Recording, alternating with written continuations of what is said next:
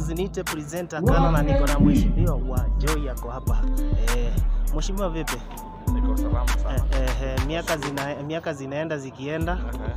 Wewe na kuona huko mzima wa heri wa afya. Serikali kwanza inasema aje? Serikali kwanza saa hii hatuongei sana. Lakini mingi ya ahadi ilitoa national government. Tuseme kama 90% ya fulfill. So iko na 2 years hapa mbele isipo fulfill pia iko shida. Nimekuwa na vijana huruma wanasema mheshimiwa aleti uniform, mheshimiwa kampuni iliyokuwa inaunda uniform ilifanya nini? Kitu yenye tunafanyika na hii mwaka tutakuwa na ile wa Joy edition sana, tulikuwa tunapeana uniform na zawadi zingine. Kwa sababu ya shilingi kidogo imepungua hii, unajua pia mimi mweshi, lakini pia kuna serikali inakasonga. Sasa lakini next year ama December tuko sure kwamba tutaletea vijana vitu vyenye wanahitaji. Tutakuwa na tournament ingine na itakuwa kubwa kushinda hii. Na round hii tutaifanya itakuwa turbo yote, haitakuwa wasilisho peke yake. Sababu ni kwamba tunataka kuonesha kwamba hiyo kiti hata ya MP tunazileta home. So ndio maana tutafanya hiyo kubwa na itashika the whole of the city yote turbo.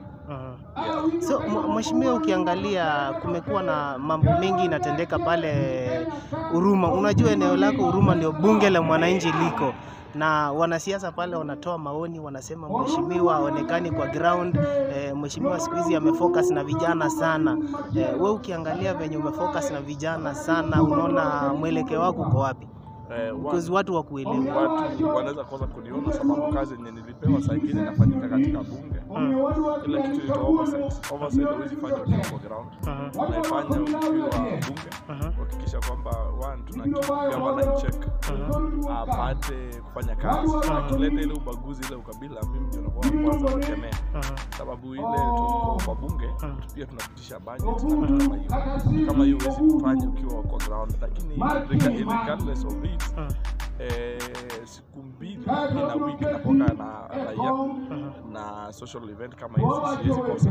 Na hii nimeplay a part ya the Luo Fest yenye inaendelea, na hata nilitoa kitu changu cha pesa ili ifanikiwe na nimekuja hapa personal.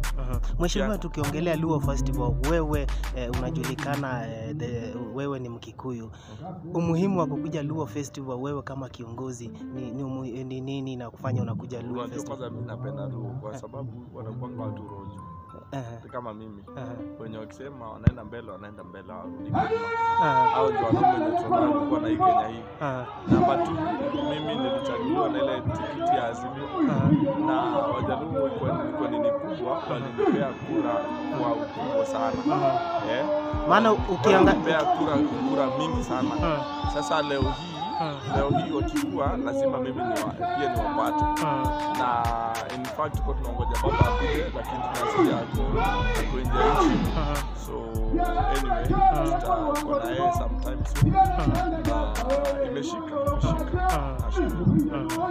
Asante sana kutoka presenter Kala. Nimekuwa na mheshimiwa wa Joy. Watu wengi wamekuwa kiniuliza mheshimiwa tunamtafuta.